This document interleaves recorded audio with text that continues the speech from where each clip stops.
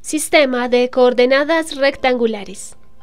Según el uso universalmente establecido, un sistema de coordenadas rectangulares se denomina sistema cartesiano ortogonal, indirecto o retrógrado, y es aquel en el que los 90 grados que tienen que girar el eje X para superponerse con el eje Y lo hace en sentido de las agujas del reloj. Este plano cuenta con las siguientes características. Mediante los dos ejes de coordenadas, el plano se divide en 4 partes llamadas cuadrantes. La rama positiva del eje de las ordenadas Y queda a 90 grados de la rama positiva del eje de las abscisas X, dentro de la cual su magnitud angular se da en el sentido del movimiento de las agujas del reloj. Es entonces arbitraria todavía la dirección de la rama positiva del eje de la X. En la práctica topográfica geodésica y catastral, es costumbre general hacer coincidir el eje de las X con el meridiano de origen del sistema de coordenadas, estando entonces dirigido el eje de las X positivas hacia el este y el eje de las Y positivas hacia el norte, las X negativas en consecuencia hacia el oeste y las Y negativas hacia el sur.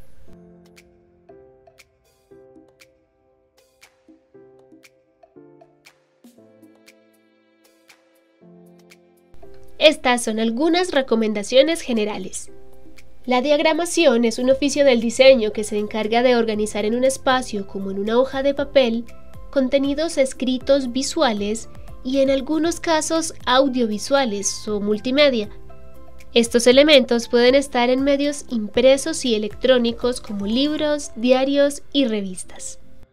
El acto de maquetear se relaciona con la distribución de los elementos en un espacio determinado de la página, mientras que el diseño editorial incluye fases más amplias del proceso, desde el proyecto gráfico hasta los procesos de producción denominados preprensa, es decir, preparación para la impresión, prensa o impresión, y posprensa o acabados.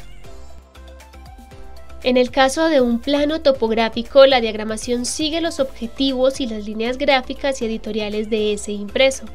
Las principales líneas editoriales de la maquetación de un plano incluyen la jerarquización de los dibujos, que incluyen legibilidad e incorporación balanceada y no obstructiva de las imágenes, textos y demás elementos contenidos en él.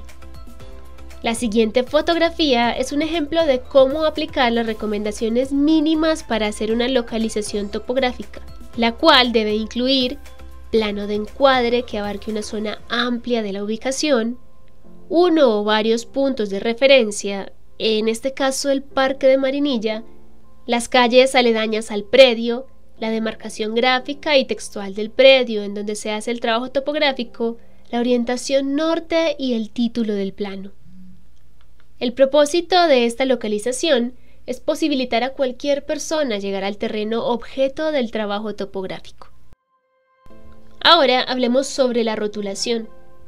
El rótulo permite, además de darle presentación al plano y complementar su diagramación, describir la presentación del proyecto contenida en dicho plano.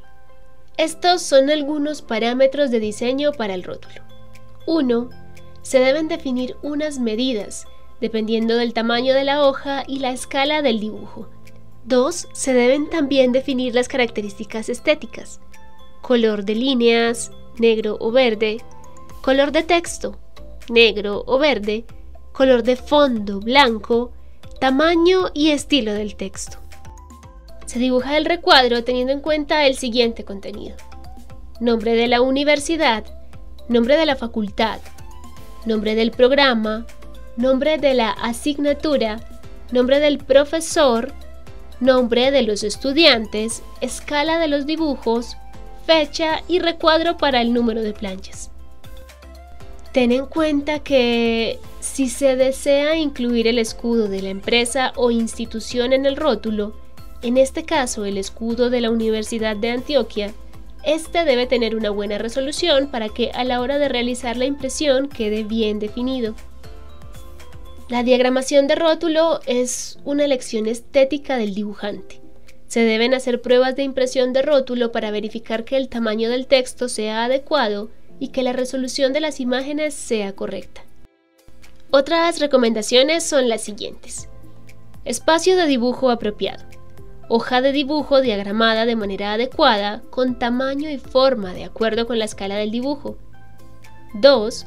Rótulo de identificación, el cual debe contener principalmente lo siguiente: propósito del dibujo o proyecto para el cual se va a usar, nombre de la región levantada, escala, nombre del topógrafo o ingeniero, nombre del dibujante y fecha.